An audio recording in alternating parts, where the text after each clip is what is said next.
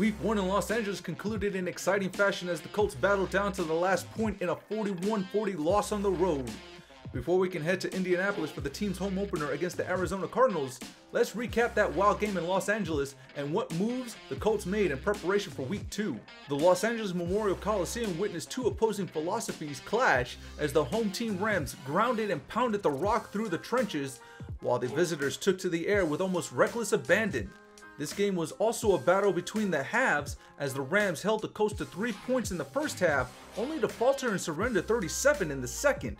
Luckily for Los Angeles, their scoring output wasn't slowed too significantly to cost them the game, but their defense certainly has a lot of work ahead of them as a blowout turned into a photo finish. Offensively, the Rams looked sharp as sophomore-year quarterback Jared Goff connected on 17 of his 18 attempts, collecting 169 yards and 3 touchdowns. Meanwhile, entering his third season, halfback Todd Gurley looked unstoppable, rushing for 246 yards on 23 carries with 2 touchdowns, one of which was an 81-yard sprint to the end zone, his longest carry of the day. Gurley had a total of 4 20-plus yard runs on the day and just seemed too difficult to pull down for the Colts defense. His only flaw in this battle? That one fumble in the fourth quarter that brought the Colts to within a point of victory on their failed 2-point play conversion attempt. In contrast, the story for the visiting Colts was more erratic. Andrew Luck completed 17 of 32 attempts for 355 yards, a completion rate of 53. He hooked up in the end zone with 4 different targets for 5 touchdowns, connecting with T.Y. Hilton, Ladarius Green, Kamar Aiken, and twice to Dante Moncrief. The receivers certainly played their parts well, with Hilton being the biggest threat for 134 yards on 4 receptions. Ladarius Green caught for 99 yards on 5 receptions, while Moncrief only caught 2 passes, both for the end zone, for a total of 70 yards. The defensive side of the ball, as odd as this may sound, stepped up in a big way in the second half to press the matter, recovering 2 forced fumbles. The team managed to force the ball loose 3 different times, but it was Sean Spence on special teams that opened the floodgates for the Colts' offensive outburst that brought them back from a 21-point deficit. Jabal Sheard forced the most important fumble in the fourth as he stripped Gurley of the rock on a pivotal drive that almost cost the Rams the entire game. Indianapolis will certainly need to work harder to maintain the momentum they created for themselves in the final 2 quarters of play in Week 1, but not content with struggling on the defensive end of the ball, the Colts put out a few feelers for some trades and walked away with 2 new players. Seeking favor in Atlanta, Indy sent a package of Akeem Ayers with this season's rounds 3 and 4 draft picks in exchange for cornerback Brian Poole and Atlanta's 2018 round 3 and 2019 round 2 draft slots. The rationale behind the deal was simple. Ayers was a 3rd-string right outside linebacker with no space to move up in the depth charts. Poole is a young, developing corner that, given the Colts' look, will likely end up being the nickel of the future.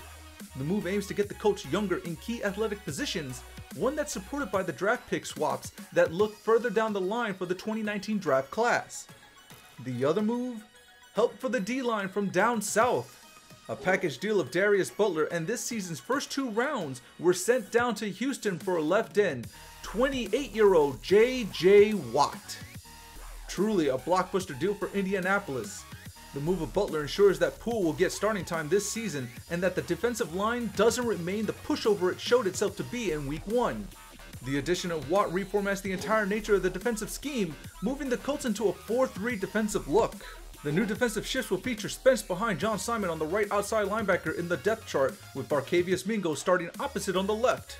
Jabal Sheard will see himself in the trenches as the starting right end, as well as remain the backup to Mingo on linebacker duties. Further depth chart changes seen at the middle linebacker position see Spence moving up over Mingo for the 2 spot, and Antonio Morrison getting more playing time as he takes up the 3rd.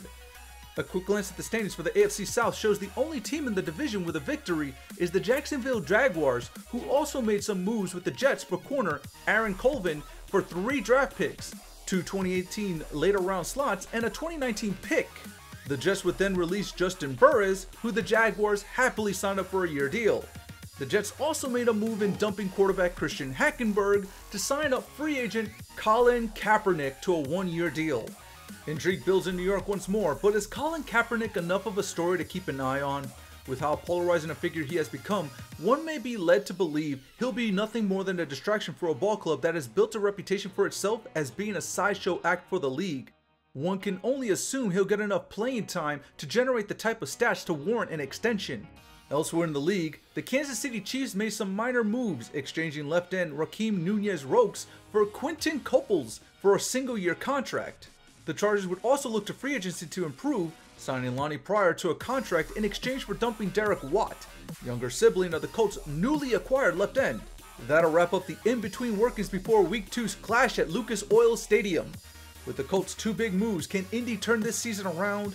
Will these changes be enough to prevent another 40+ points for the opposition? Is JJ Watt enough to help the defensively inept Colts? We'll see the answers to these questions as the Indianapolis Colts host the visiting Arizona Cardinals up next.